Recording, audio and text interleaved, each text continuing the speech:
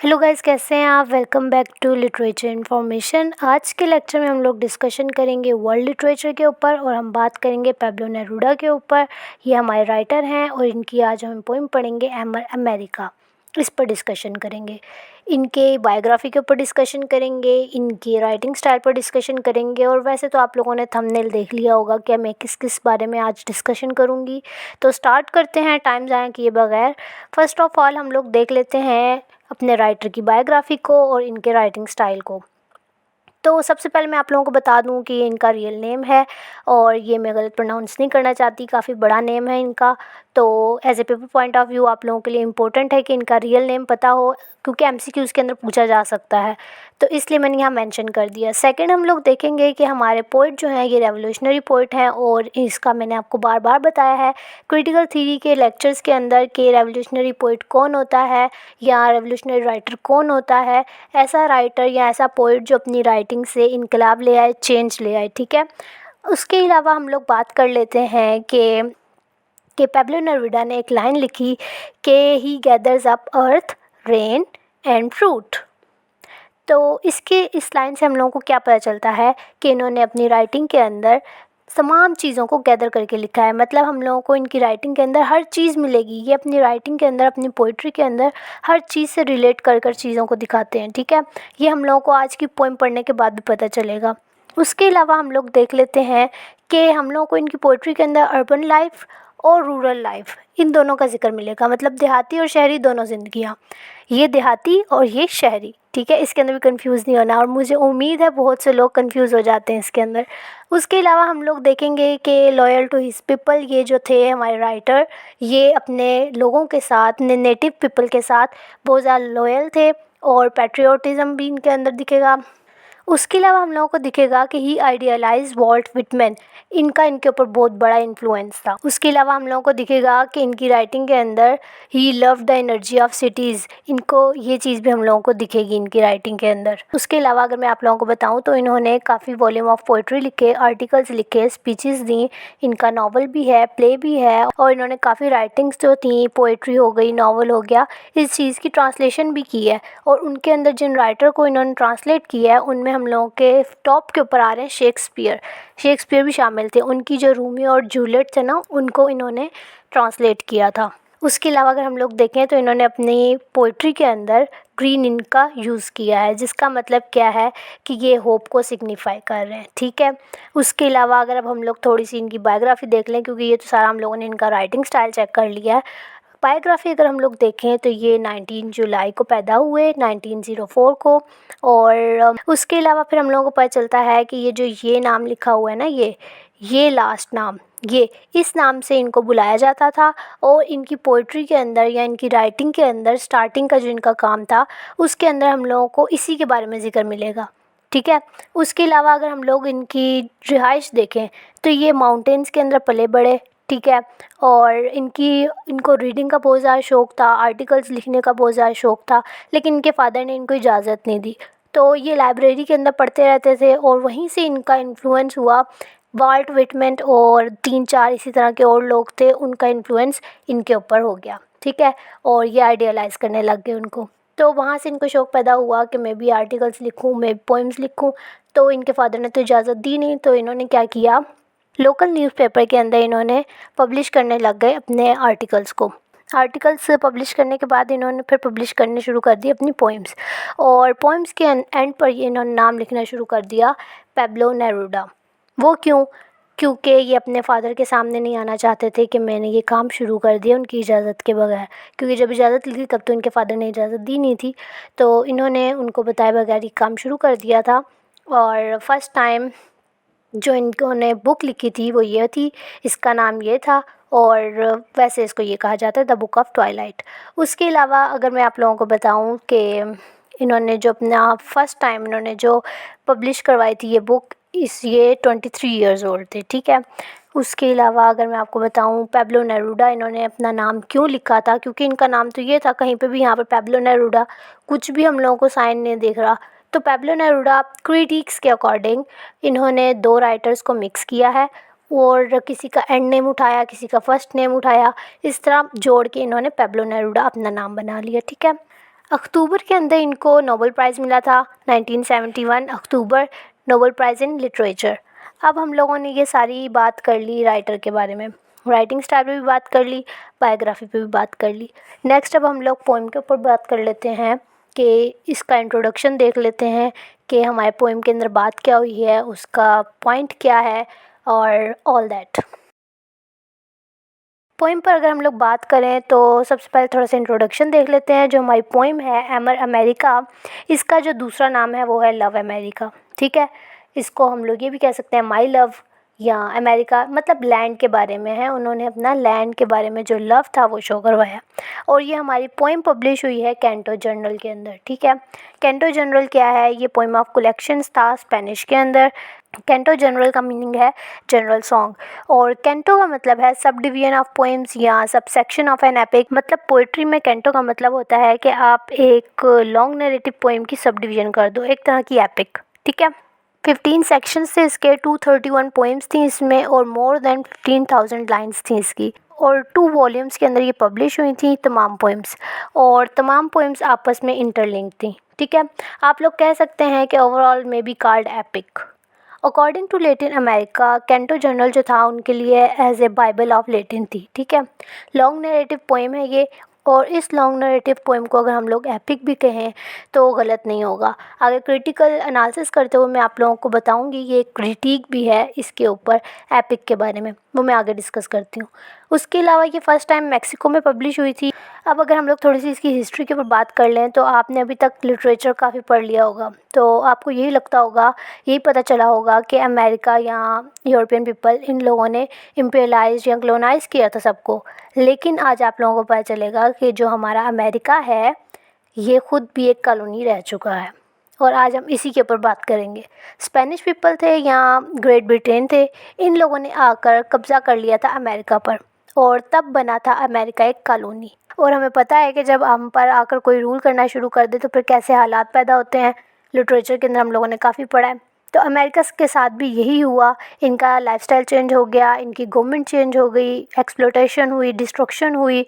Poem में हम लोगों को बेसिकली अमेरिका की हिस्ट्री ही बताई जा रही है। और after imperialism and colonisation what happen to us, ये बात हो रही है। इस पोएम में हमें कॉस्मोगोनिक एलिमेंट्स भी दिखेंगे, मतलब कि एक प्रॉब्लम का जो ओरिजिन होता है ना, वो कहाँ से आई, कहाँ से शुरू हुई, क्रिएशन कहाँ से हुई, वो होता है कॉस्मोगोनिक एलिमेंट्स। ठीक है, यहाँ पर हम लोग मतलब लेंगे कि अमेरिका के जो हालात थे, उसका जो ओरिजिन था, वो तमाम यूनिवर्स से रिलेट करते हुए राइटर हम लोगों को दिखा रहा है। ठीक है, ये होंगे हम लोगों के कॉस्मोगोनिक एलिमेंट्स। ये जब हम पढ़ेंगे ना आगे तो साथ साथ मैं आपको बताऊंगी। मैंने एक लाइन भी ऐड की है, उसके अंदर बाकायदा मैंने दिखाया है कि ये कॉस्मोगोनिक एलिमेंट्स हैं। उसके अलावा हम लोगों को प्रोफेटिक नेचर दिखेगी पोएम के अंदर राइटर की। उसके अलावा अर्बन और रूरल लाइफ के बारे में हम लोगों को चीज़ें दिखेंगी जो मैंने आपको बताया आगे। उसके अलावा हम लोगों को दिखेगा पोएम्स की टोटल 47 लाइन्स हैं। मैं आप लोगों को पोएम पढ़कर तो नहीं सुनाऊंगी, लेकिन आप लोगों को बताऊंगी क्रिटिकली भी और इसकी समरी भी कि इन लाइन्स में बात क्या हुई है और इन लाइन्स का मकसद क्या था, इनके पीछे का मीनिंग क्या था। पोएम आप अपने सामने वैसे खोल कर रख लें ताकि आप लोगों को साथ साथ क्लियर होती जाएँ चीज़ें। मैं सिंपल सा बस ओवरव्यू बताऊंगी आप लोगों को, ताकि आप लोगों को चीज़ें क्लियर हो जाए और हम लोगों को क्रिटिकली देखने में आसानी हो। फर्स्ट ऑफ़ ऑल अब हम लोग इसका देख रहे हैं इंट्रोडक्शन, क्योंकि अभी मैंने यहाँ पर जो कुछ भी मेंशन किया हुआ है इसके बारे में बात नहीं की। अभी मैं आप लोगों को वैसे ही कैंटो जनरल के बारे में बता रही थी और पोएम के बारे में बता रही थी। तो इंट्रोडक्शन के ऊपर अभी हम लोग डिस्कस करने लगे हैं। तो हम लोगों को क्या दिखेगा कि वाइल्ड नेचर के बारे में बात की राइटर ने। उसके अलावा उन्होंने बात की कि all things were pure close to nature, मतलब ये हम लोगों को प्री कॉलोनियल हिस्ट्री बताई जा रही है अमेरिका की। इंट्रोडक्शन के अंदर मैं सिर्फ आप लोगों को बता रही हूँ कि पूरी स्टोरी के अंदर बात क्या हुई है। ठीक है, ताकि इजीली समझ सकें आप चीज़ें। उसके अलावा हम लोगों को बताया गया है कि ह्यूमन बींग्स जो थे उनको उन्होंने सॉइल के साथ कंपेयर किया है कि सॉइल जो है अगर हम उसको जैसे भी कर दें, उसको जिस हालत में भी कर दें, वो अपनी आइडेंटिटी को लॉस्ट नहीं करती, वो अपनी आइडेंटिटी खोती नहीं है। तो इसी तरह ह्यूमन बींग्स के बारे में उन्होंने बोला है कि if mould but never lost their identity, ऐसे ह्यूमन बींग्स से पहले प्योर थे।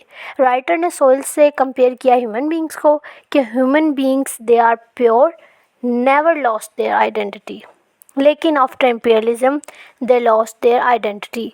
राइटर कहता है कि उनके ट्रेडिशन, उनके कल्चर सब कुछ बह गए। यहाँ इस वे में बात हो रही है कि जब कोई कब्ज़ा करता है आपके ऊपर तो आप रेजिस्टेंस करते हैं और रेजिस्टेंस पैदा करता है फ्लो ऑफ ब्लड। तो नतीजा क्या हुआ, सब कुछ बह गया। After the end of colonisation life goes on but changes came. ये लाइन इन्होंने ऐड की कि क्लोनाइजेशन के बाद लाइफ तो चलती रही। इम्पीरियलाइज जब इंसान हुआ या क्लोनाइज्ड हुआ जब इंसान, तो लाइफ तो चलती रही लेकिन चेंजेस आ गए ज़िंदगी में।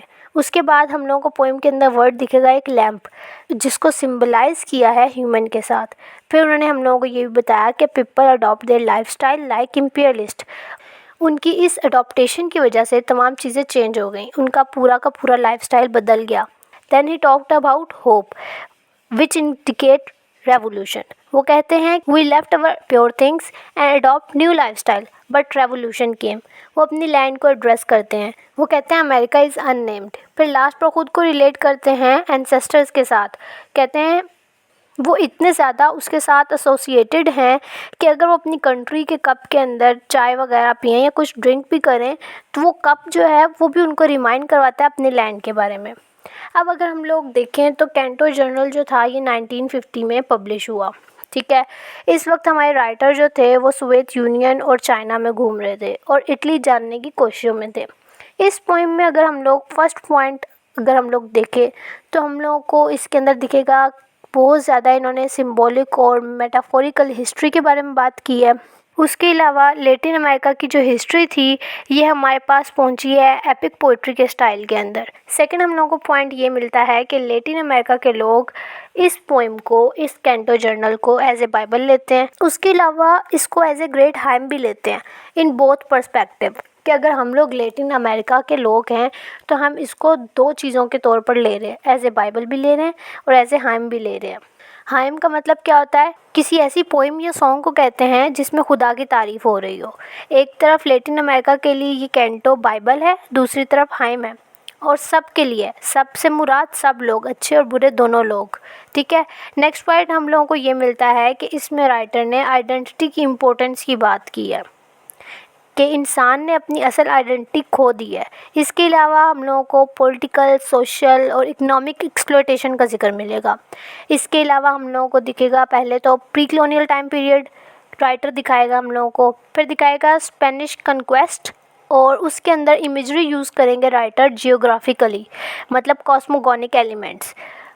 फिर हम लोगों को अर्ली कल्चर दिखेगा कि कैसा कल्चर था, फिर कुछ मिथ्स दिखाएगा और ट्रेडिशनल मेथडोलॉजी इसका बाकायदा ज़िक्र होगा जिसको पहले के लोग मानते थे और अब नहीं मानते। उसके अलावा अगर हम लोग देखें, मैंने आगे आप लोगों को बताया कि 47 लाइन पोइम है ये और 6 अनइवन स्टेंजा पर मुश्तमिल है, जिनकी जो स्टेंजास थे वो 6 स्टेंजास थे लेकिन 5 to 15 लाइन्स के बीच में होते थे वो, ठीक है। उसके अलावा हम लोगों को इरेगुलर रिदम दिखेगा, 3 to 15 सिलेबल्स मिलेंगे, सिंबोलिज्म, विजुअल मेटाफर्स और ये सब कुछ हम लोगों को दिखेगा।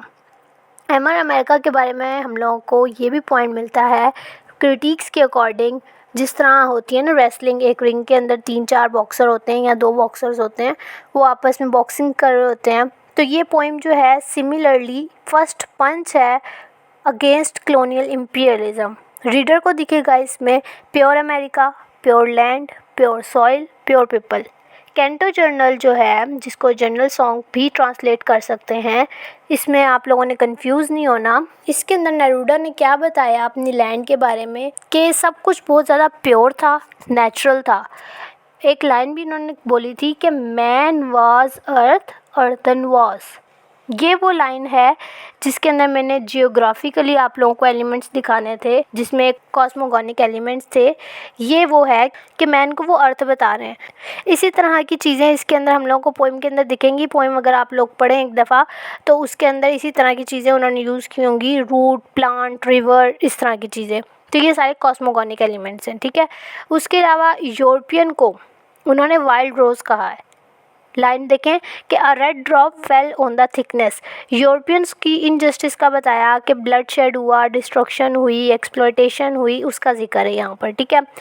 ह्यूमन सेक्रीफाइस हुई, वॉर हुई, उसके अलावा वायलेंट सिचुएशन बनी और फिर उन्होंने पीस का जिक्र किया उसके अलावा वो अपनी हिस्ट्री को ज़िक्र करते हुए बताते हैं कि जो भी हमारी हिस्ट्री थी वो अपनी सारी हिस्ट्री सामने रखते हैं। फिर कहते हैं कि मैन को अपनी डेस्टिनी के लिए, अपनी फ्रीडम के लिए फ़ाइट करनी चाहिए। ये वो लाइन थी जिसमें रेवोल्यूशनरी एलिमेंट्स हम लोगों को दिखे कि एक तरह से वो झंझोड़ रहे थे अपने अमेरिकन्स को कि वो उठें, अपने लिए फ़ाइट करें अपने फ्रीडम के लिए, कि आज भी वो आज़ाद हैं लेकिन आज़ाद नहीं है वो। अपनी उन्होंने आइडेंटिटी खो दी है, अपने कल्चर को भूल चुके हैं, अपने लैंग्वेज को भूल चुके हैं। उसके अलावा वो कहते हैं कि हमारी हिस्ट्री जो थी वो नहीं है जो हर जगह मेंशन है।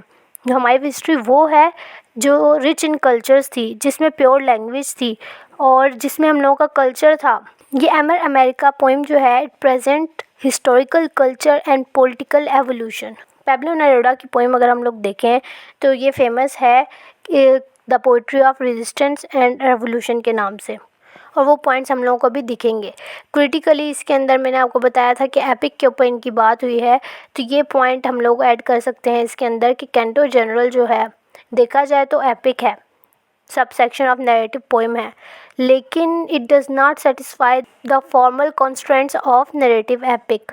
इसमें हमें जियोग्राफिकल एलिमेंट्स मिले, क्रोनोलॉजिकल स्कोप मिला, वॉर और होमलैंड जैसी थीम्स मिली, बट वो चीज़ नहीं थी जैसे ये एक एपिक के अंदर होती है। बेसिकली एपिक की जो स्टार्टिंग होती है या उसकी ओपनिंग जो होती है वो इन्वोकेशन टू द म्यूज़ से होती है। मतलब स्टार्टिंग लाइन में पोइट जो है कुछ बातें बोलता है, जैसे मुस्लिम्स अगर हों तो वो अपने अल्लाह के नाम से शुरुआत करते हैं बिस्मिल्लाह वगैरह पढ़ के, और हिंदुज़म के अंदर भी गॉड वगैरह से प्रे करके फिर शुरुआत की जाती है, या रेफरेंसेस ऐड कर लिए जाते हैं, या पोइट एक तरह की अपील कर रहा होता है अपने वर्क को कंपोज करने के लिए। तो इस तरह की स्टार्ट होती है, ओपनिंग क्या होती है एपिक की। लेकिन इन्होंने ऐसा कुछ भी नहीं किया। अगर हम लोगों ने पैराडाइज लॉस्ट पढ़ी हुई है तो उसके अंदर भी स्टार्ट के अंदर मिल्टन ने इसी तरह invocation to the muse add की थी। नेरूदा के बारे में इस बात के ऊपर लाइन है कि Neruda had no dearer muses than the ghost of his native people. इससे हम लोगों को पता चलता है उनका लव फॉर हिज पीपल। ये बहुत ज़्यादा दिखेगा हमें इनकी पोइट्री के अंदर। ये सारा इसका इंट्रोडक्शन था, कुछ चीज़ें थी इसके अंदर जो मैंने बताई आप लोगों को कि क्या क्या हम लोगों को दिखेगा और क्या क्या हुआ इसके अंदर, और सारी हिस्ट्री क्या थी, और क्रिटिक भी मैंने थोड़ी सी बताई आपको। अब हम लोग इसकी थोड़ी सी समरी देख लेते हैं कि बात क्या हुई इसके अंदर। फर्स्ट लाइन्स अगर हम लोग देखें, फर्स्ट 6 लाइन्स, उसके अंदर उन्होंने अमेरिका के बारे में बताया कि before it was settled, continuous struggle थी between the dominators and the dominated. उसके अलावा हम लोगों को दिखा conquest of power by the oppressed classes. उसके अलावा हम लोगों को कॉस्मोगोनिक एलिमेंट्स और प्रोफेटिक नेचर दिखी। उसके अलावा हम लोगों को दिखा कि custom have been lost even their languages. उसके अलावा हम लोगों को नेरूदा ने 7 to 19 लाइन्स में ये बातें बताई कि एक वक्त था when man was one with nature with earth, even जो वेपन्स थे was made of things from earth. ये लोग कौन थे? वो लोग जो अमेरिका की हिस्ट्री में शामिल थे, उनकी लैंग्वेज, उनका कल्चर सब प्योर था। फिर उन्होंने कहा कि आज के लोगों ने लैंग्वेज, कल्चर, अपनी आइडेंटिटी सब कुछ खो दी है। 7 to 19 लाइन्स के अंदर ये बात की है सारी उन्होंने। उसके बाद फिर 20 से 34 लाइन्स में हम लोगों को दिखा कि the culture was lost, the language was lost, life itself was sustained. फिर नेरूदा बताते हैं कि जो हमारे एंसेस्टर्स गुजरे हैं, उन्होंने सेक्रीफाइसेस दी, उनका जो खून बहा वो खून वो कहते हैं कि मेरी रगों में है, और वो कहते हैं उनको झंझोड़ते हैं अपने अमेरिकन्स को। फिर वो कहते हैं 35 से 42 लाइन्स के अंदर कि वो होपफुल हैं, ठीक है। वो सबको बोलते हैं कि आपको किस चीज़ का इंतज़ार है अब। फिर हम लोगों को होप के एलिमेंट्स दिखते हैं। वो एक तरह से इन लाइन्स के अंदर अपने नेटिव को उठा रहे हैं कि उठो अपने फ्रीडम के लिए, ठीक है। जो आपकी आइडेंटिटी जो आपने अपनी आइडेंटिटी खो दी है उसको वापस हासिल करो। फिर 43 से 47 लाइन्स में हम लोगों को दिखता है जो हमारा राइटर है वो ख़ुद को इस लाइन से रिलेट कर रहा है कि जो कॉलोनाइजेशन से पहले थी वो ख़ुद को अपने एंसेस्टर्स के साथ कनेक्ट कर रहा है। इन लाइन्स में हम लोगों को इमेजरी भी दिखेगी जब वो बात करता है कि अमेरिका वाज इन ब्लूम। अब अगर हम लोग देखें क्रिटिकल एनालिसिस इसका, बेसिकली हम लोगों को, मैंने आप लोगों को बताई कि इसके अंदर हम लोगों को पहले प्री कॉलोनियल टाइम पीरियड के बारे में बताया राइटर ने। फिर जब उनके ऊपर कब्ज़ा कर लिया, स्पेनिश कन्क्वेस्ट हुआ, उसके बारे में बताया राइटर ने। फिर उन्होंने अर्थ की, यूनिवर्स की तमाम चीज़ों के साथ रिलेट करके बताया। फिर उन्होंने एक तरह की उनको झंझोड़ा, उनको उठाने की कोशिश की अपने अमेरिकन्स को। उसके बाद फिर उन्होंने होप दिखाई। उसके अलावा उन्होंने एंसेस्टर्स के साथ खुद को रिलेट किया। एक हिस्टोरिकल वॉइस हम लोगों को दिखती है उनकी पोइट्री के अंदर, उन्होंने उससे रिलेट करके दिखाया हम लोगों को। ये सारी इस पोइम के अंदर बात हुई। क्रिटिकली अगर हम लोग देखें, अमेरिका 3 पार्ट्स में डिवाइडेड है। फर्स्ट पार्ट जो अगर हम लोग देखें तो वो वर्स 1 से लेके वर्स 13 तक जाता है। इनमें अमेरिका का ओरिजिन दिखाया उन्होंने और यूरोपियन ने कैसे उन पर आकर रूल किया वो बताया। उसके अलावा बिफ़ोर और आफ्टर का वर्ड यूज़ हुआ है। बिफ़ोर वर्ड इस तरह यूज़ हुआ है कि बिफ़ोर मतलब प्री कॉलोनियल टाइम पीरियड से पहले एक यूटोपियन लैंड थी अमेरिका की, जो उसमें अमेरिका में इक्वालिटी थी, जस्टिस थी। और फिर आफ्टर कॉलोनाइजेशन इनजस्टिस और ऑपरेशन के एलिमेंट्स हम लोगों को दिखे। उसके अलावा बिफ़ोर के लिए उन्होंने यूज़ किए हैं वर्ड्स अमेरिकन रूट्स को, इट्स ओरिजिन को, it's raw nature, it's environment, it's geography, it's landscape, ये सब कुछ बिफ़ोर को कहा जाता है। फिर राइटर ने हम लोगों को बिफ़ोर वाले एलिमेंट्स के अंदर beast, birds, vegetation, eternal inheritance, culture, legacy, ये भी सब कुछ दिखाया। ठीक है। उसके अलावा ये सारी पोइट की विजन के थ्रू हम लोगों को प्री कॉलोनियल अमेरिका दिखा।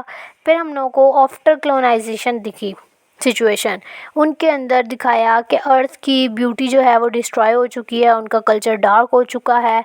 फिर हम लोगों को दिखाया कि लैंड के साथ लिंक करता है राइटर मैन का। राइटर बताता है कि जो कम्युनिकेशन बिटवीन मैन और नेचर है वो सब कुछ ख़त्म हो चुका है। ठीक है। फिर हम लोगों को दिखता है कि लैंग्वेज ऑफ वाटर की बात करते हैं राइटर, और फिर कहा जाता है कि यूरोपियंस जो हैं उनको हम लोगों की हिस्ट्री का नहीं पता कि हम लोग क्या थे और अब हम लोग क्या बन गए हैं। फिर वर्स 14 से लेके 22 तक वो कॉलोनाइजर्स के अराइवल के ऊपर बात करते हैं, उनके आने के बाद जो अमेरिकन्स की आइडेंटिटी लॉस्ट हो गई उसके ऊपर बात करते हैं। फिर थर्ड पार्ट के अंदर 23 से लेके एंड तक पैब्लो नेरुदा खुद को एंसेस्टर के साथ कनेक्ट करते हैं।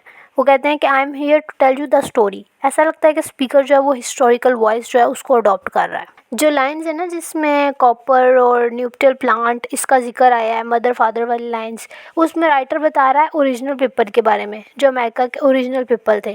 फिर राइटर जो है वो अपने अमेरिकन्स को, अपने नेटिव पीपल को रूट्स, प्लांट्स, रिवर, इन चीज़ों से रिलेट करता है। अमेरिका की प्योरिटी और फिर इसकी डिस्ट्रक्शन इसका जिक्र करता है।